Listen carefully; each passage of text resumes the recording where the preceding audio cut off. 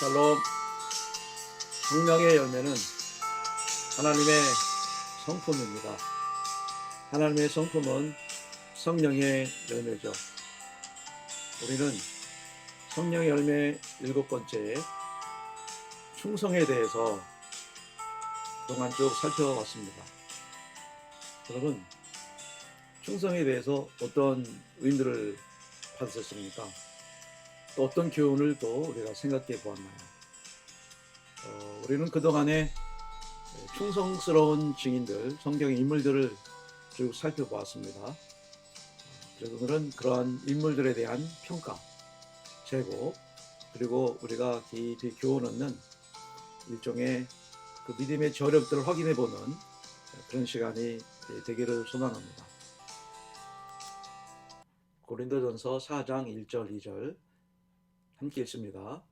사람이 마땅히 우리를 그리스도의 일꾼이요 하나님의 비밀을 맡은 자로 여길지어다. 그리고 맡은 자에게 구할 것은 충성이니라. 아멘.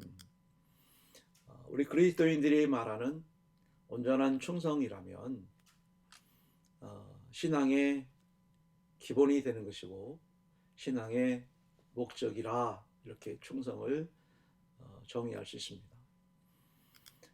오로지 주님을 향한 그런 성심, 시커럴 하트라고 이렇게 얘기를 합니다. 또 주님을 향한 사랑이기 때문에 우리는 충성할 수밖에 없다. 사랑은 곧 충성이다. 충성은 곧 사랑하게 돼 있다. 뭐 이렇게 이제 설명을 드릴 수가 있습니다. 우리 이제 이런 사진을 많이 보죠. 사랑하는 여인에게 청혼을 할 때 주면 이제 이렇게 무릎을 꿇고 정중히 당신만을 사랑했다라고 하는 이 청혼의 표현은 그 충성을 이제 의미한다 이렇게 볼 수가 있습니다. 그러듯 우리가 주님께 무릎을 꿇고 주님 앞에 나아가는 것은 내가 믿음과 생명을 바쳐서 나 같은 죄인을 구원해 줬으니 거기에 대한 보답으로 끝까지 주님만을 충성하며 섬기기를 원합니다. 라고 하는 것이 이제 우리 기독교의 이제 저력이라고 이렇게 말씀을 드릴 수가 있는 거죠. 그런 의미에서 서두에 잠깐 말씀드렸다시피 우리가 그동안의 충성을 인물 중심으로 이렇게 살펴봤어요. 우리가 사건이라든지 배경이라든지 여러 가지 의미로 충성을 이제 논할 수가 있는데 저는 이제 충성을 여러분과 함께 새벽 시간에 쭉 살펴보면서 몇 명의 인물들을 선정을 해서 살펴보았죠. 그래서 오늘은 그 충성에 대한 그 마지막 시간으로 우리의 저력, 충성이 우리 믿음의 저력이고 또 충성의 발로가 또 우리의 삶인데 그런 신자가 되고 그런 시간이 되길 원해서 몇 가지 질문을 하고요. 여러분들은 그동안에 우리가 살펴본 것에 대한 답들을 이 시간에 정리하는 마음에서 내리셔야 됩니다. 잘 고민해 보시고 기도하시면서 오늘 이 귀한 새벽 시간을 술술술 이렇게 풀려 나갔으면 합니다. 먼저 5월 13일 수요일 그 새벽 시간에 요나의 충성에 대해서 이제 살펴봤습니다. 요나에 대해서 하나님은 니느웨로 가라 했는데 그만 다시스로 가는 배에 올랐죠. 이러한 요나의 불충성을 하나님이 모르셨을까요? 예, 다 아셨죠. 그래서 이 요나서를 통한 하나님의 이 두 가지 마음을 오늘 후대 여러분들에게 보여주고 교훈해주고 가르쳐주고자 하는 그런 마음이 담겨 있었다. 그 첫째가 뭘까요? 우리가 쉽지는 않을 겁니다. 요나에 대해서 우리가 꼭 알아야 할 두 가지 강조하고 말씀드렸지만 기억하신 분이 이렇게 많지 않을 텐데, 자, 첫째가 뭐라고 했습니까? 불순종하는 요나를 순종케 하는데 이제 하나님의 뜻이 있었죠. 그리고는 이 사역, 하나님의 일에 있어서 충성하기 위한 연단이었다. 우리가 주의 일을 하다 보면 이런 경우를 많이 느낍니다. 지금은 불충성하고 이유를 모르겠고 왜 이러시는지 때로는 참 시험도 들고 불평했다가도 지나고 나면 그렇구나, 하나님 이런 뜻과 경륜이 있었구나라고 하는 것을 많이 깨닫게 되는 경우가 있습니다. 그런 의미가 이제 요나서가 주는 그런 교훈을 하나님 마음이고요. 둘째는 니느웨 백성들이 회개하고 그들도 비록 미워할 수밖에 없고 또 나를 참 무시하는 저 백성들이지만 그래도 저들이 회개하고 돌아와 구원받기를 원하는 것이 우리 주님의 이제 마음이었다, 이렇게 볼 수가 있습니다. 그래서 충성은 이제 명령이고 충성은 사명이고 충성은 성도의 임무다. 다 같이 한번 크게 읽어볼까요? 시작. 충성은 명령이고 충성은 뭐라고요? 사명이고 충성은 성도의 임무다. 할렐루야. 아멘. 그렇습니다. 우리가 반드시 기억하셔서 알게 모르게 하나님의 이런 충성에 대한 성품들이 몸에 배어져가는 영적인 군정들이 될 줄 믿습니다. 우리가 14일 목요일에는 베드로에 대해서 살펴봤는데 이 베드로의 변화와 변질에 대해서 살펴보았죠. 그리고는 한국 교회사의 큰 두 인물을 이제 이렇게 소개를 했는데 바로 여기 사진을 보시는 바와 같이 신석구 목사님과 또 정춘수 목사님, 이 분들입니다. 이 신석구 목사님은 두 분이 같은 동양이고 또 연배도 같으세요. 그랬던 친구 사이인데 먼저 정춘수라고 하는 우리 전사님이 되대요. 그리스도를 영접하고, 그리고는 친구 신석구 목사님을 이제 전도한, 그리고 민족 대표 33인 그 명단에 포함된 두 분이신데 신석구 목사님은 그대로 충성된 증인으로 그렇게 순교하셨고, 정춘수 목사님은 나중에 이제 변질되어지는 그런 방향으로 갈 수밖에 없다라고 하면서 충성의 제 진정한 의미가 무엇인지를 살펴봤습니다. 자, 그렇다고 하면 여러분 이건 쉬울 거예요. 성경에서 동물을 비유하면서 충성의 증인과 변절된 증인은 어떤 동물에 비유합니까? 라고 이렇게 물어보시면 당연히 여기 그렇죠. 양과 염소에 이제 비유하고 있음을 봅니다. 곧 양과 염소를 비유할 때 양은 변화를 의미하고 염소는 변질을 의미한다. 이렇게 이제 말씀을 드리면서 우리는 끝까지 나중까지 변치 말고 충성하는 증인이 되어야 한다, 이렇게 말씀했습니다. 꼭 우리 성도 여러분들은 변화되어지는 충성된 이 마지막 때의 증인 되기를 축복합니다. 아멘. 그리고 이제 목요일 새벽에는 다윗의 충성에 대해서 살펴보았습니다. 다윗은 그 원수 같은 사울 왕을 두 번 죽일 수 있는 기회가 있었어요. 그래서 이제 물어볼게요. 첫 번째 장소는 어디였고 두 번째 장소는 어디였죠? 기억나십니까? 옆에 사진과 함께 보여드리면서 설명을 드렸는데, 첫 번째 장소는 바로 여기 엔게디 광야, 그 글 속에 숨어 있죠. 옷자락만 살짝 보이는 그런 사건을 이제 아시게 될 겁니다. 두 번째 장소는 바로 하길라 산에서 깊이 잠들어 있는 이 사울 왕을 발견하고 죽이자, 안 된다 하면서 이제 옥신각신했던 그 내용들을 우리는 성경에서 볼 수가 있고, 또 다윗의 충성에 대해서 말씀을 드린 적이 있습니다. 자, 그러면 이때 다윗은 왜 사울 왕을 죽이지 않았죠? 죽일 수 있는 기회가 두 번이나 왔고 죽이면 그대로 좀 왕으로서 새로 명성을 회복하고 얻을 수 있는 좋은 기회인데 그러지가 않았습니다. 그 성경을 찾아서 답하시고 또 내용을 이제 우리가 적어보십시오. 이게 이제 질문사항입니다. 어디서 우리가 이 답을 찾을 수 있습니까? 이미 다 말씀을 드렸던 그런 내용들인데, 바로 사무엘상 24장 10절입니다. 사무엘상 24장 10절을 다 같이 큰 소리로 읽어볼까요? 시작. 오늘 여호와께서 굴에서 왕을 내 손에 넘기신 것을 왕이 아셨을 것이니이다.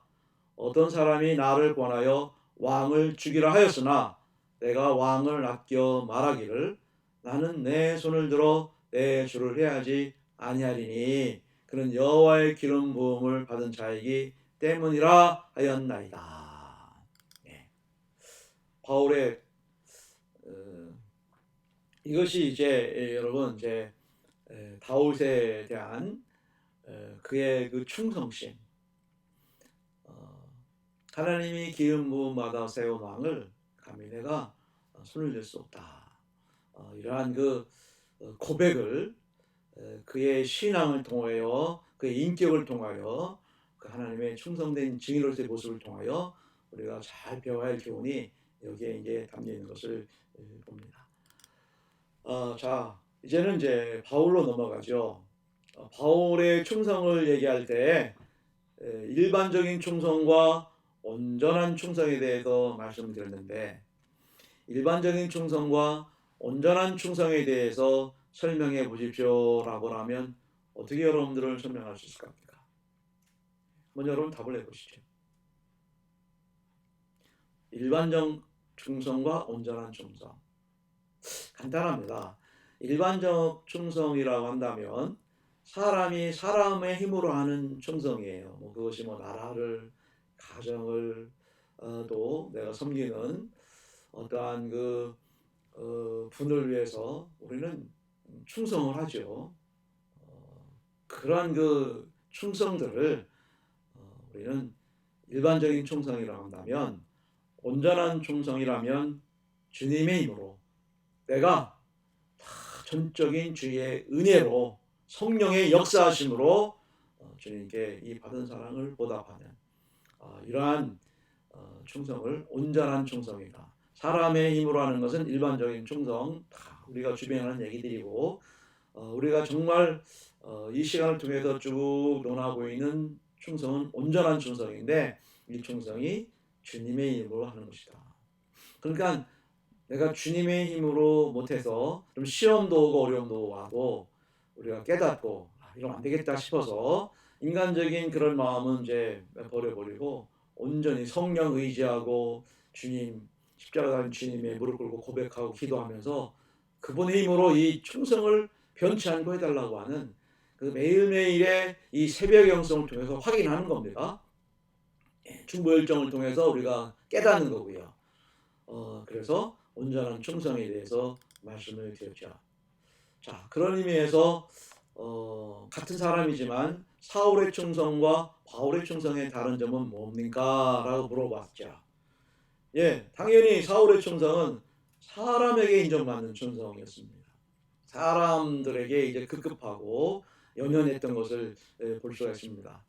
그러나 이제 사울이 바울 되면서 사울일 때의 모든 것들 다 배설물로 버려버리고 이제 전적으로 하나님께만 인정받기 위한 그런 삶들을 1차, 2차, 3차 전도여행을 통해서 그리고 훗날 로마 전도 통해서 순교에까지 우리는 온전히 하나님께 드려지는 바울의 이 충성을 우리가 살펴보았죠. 그리고 이제 이번에 그 월요일에 버가모 교회에 대해 살펴보면서 안디바라고 하는 그 인물의 충성에 대해서 살펴봤습니다. 지금까지 인물들은 이제 유명한 인물들이고 잘 알지만 안디바라고 하는 인물은 좀 많이 생소하시죠. 그러나 버가모 교회 안디바를 우리는 결코 충성이라고 하는 그 의미를 새길 때 놓쳐서는 안 될 아주 교훈이 되고 우리에게 중요한 깨달음이 되는 인물이다. 예, 안디바라고 하는 이름의 뜻을 그때 말씀드렸는데 기억나십니까? 안디바라고 하는 그 이름의 뜻은 뭐죠? 중요합니다. 그렇게 이름이 지어졌고 또 그렇게 행한 바 되어지고 또 그것이 결국 정말 인정받는 사도 요한이 인정을 하고 또 당시 교회가 인정하고 또 오늘날 성경에 기록된 우리들이 이분이 이런 분이구나 정말 충성된 교회를 위해서 주를 위해서 순교회까지 정말 죽기까지 사명 감당하신 분이구나 라고 하는 것은 그분 이름의 뜻이 잘 나타났습니다. 바로 다 같이 보십시오. 모든 악을 대항한다. 모든 어려움을 대항한다. 세상의 모든 불신적인 요소를 대항한다.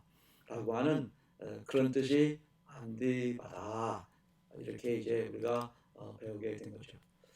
특히 이제 암디바를 사도 요한은 극찬을 했어요.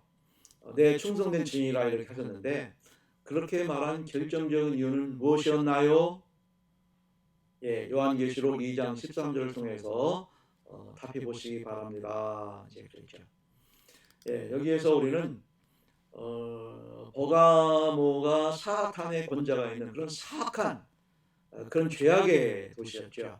우상의 도시였고요. 헬레니즘 문화 당시에는 이곳이 문화의 도시고 또 큰 대형 도서관이 있는 학문의 그런 이제 도시였는데 로마가 지배함으로 말미암아 황제의 사상과 우상 숭배가 만연한 그런 곳으로 이제 변질이 된 곳인데 바로 거기에 세워진 교회가 이제 보가모 교회고 또 그로 인해서 그런 영향을 받았기 때문에 보가모 교회가 이제 책망을 받았지만 그래도 그 교회는 안디바 이 충성된 증인을 통하여 어떻게 했다고요? 오직 주님의 이름만 굳게 잡았다. 오직 주님의 이름만 굳게 잡았다라고 하는 이것이 우리가 안디바를 통해 또 보가모 교회를 통해서 배우는 정말 충성된 교훈이고 또 모습이다 생각해 볼 수가 있습니다. 아울러 우리도 절대 주님의 손을 놓치지 않도록 주님을 붙잡고 있는 이 손을 꺼내려고 그러고 뺏어가려고 그러고 절대 함께하지 못하도록 역사하는 이러한 이 시대, 이런 재앙의 시대, 이런 마지막 시대에 오직 주님만을 바라보며 끝까지 사는 지극히 충성된 증인, 일꾼 되어야 할 줄 믿습니다. 예, 그리고 이제 충성스러운 일꾼을 얘기할 때 소개한 인물이 이제 모세였어요. 자, 모세는 누구로부터 충성된 일꾼으로 인정을 받았습니까? 1. 백성들, 2. 아론과 미리암, 3. 바로왕, 4. 하나님. 예, 중요합니다. 참 우리는 사람은 누구에게 칭찬받으면 굉장히 우쭐해지거든요. 그래서 자칫하면 이제 그것이 이제 교만으로 갈 수 있고 또 정도가 지나치는 그런 잘못된 방향으로 나갈 수가 있는 경우들이 참 많습니다. 중요한 것은 우리가 사람에게 좋게 하려가 아니라 하나님께 인정을 받는. 이왕이면 뭐 요즘 뭐 듀얼 퍼포즈 말씀하면서 사람에게도 하나님께도 다 인정을 받을 수 있다면 참 좋겠죠. 예, 그런 얘기도 이제 말씀드렸습니다만 아무튼 간에 가장 중요한 것은 사람보다도 그 누구보다도 동역자, 뭐 친구, 이웃, 나와 관계된 그런 사람보다도 우리는 어디까지나 누구요? 하나님. 바로 모세는 하나님께로부터 인정받았다. 주변의 상황들이 다 모세에 대해서 뭐라고 그러고 부족하다, 지도자로서 자질이 모자라다, 별소리 다 듣고 정말 해결할 문제가 산더미 같은데도 불구하고 묵묵히 하나님만 바라보며 나가는 그를 하나님은 보시고 인정하셨던 거예요. 네. 그래서 그는 내 온 집에 충성함이라 이거는 하나님 직접 하신 말씀이에요. 그토록 모세는 참 충성된 증인이고 일꾼이었다라는 사실이죠.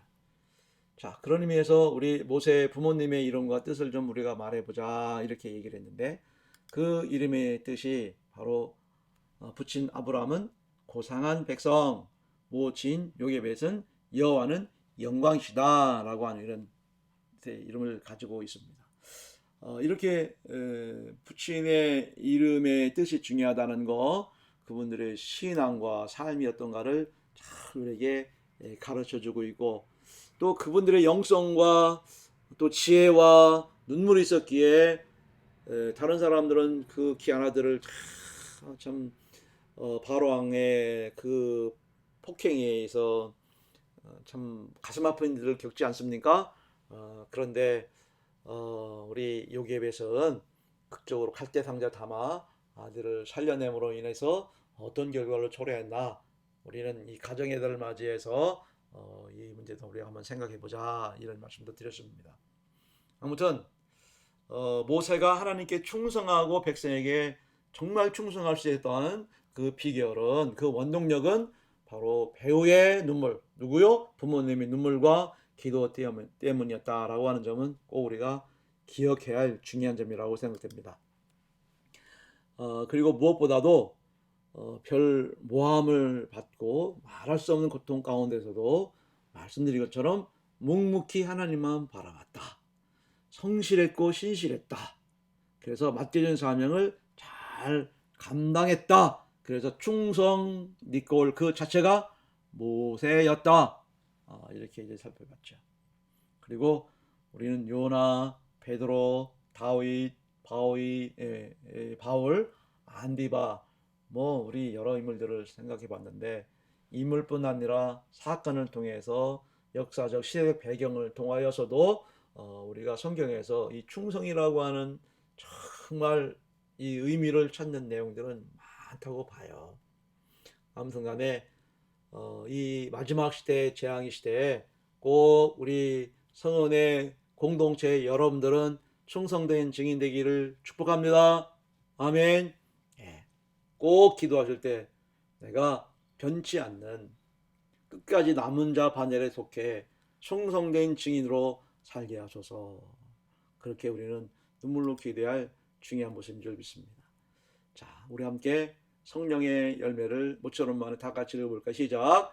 오직 성령의 열매는 사랑과 희락과 화평과 오래 참음과 자비와 양선과 충성과 온유와 절제니 이 같은 것을 금지할 법이 없느니라. 갈라디아서 5장 22절로 23절 말씀.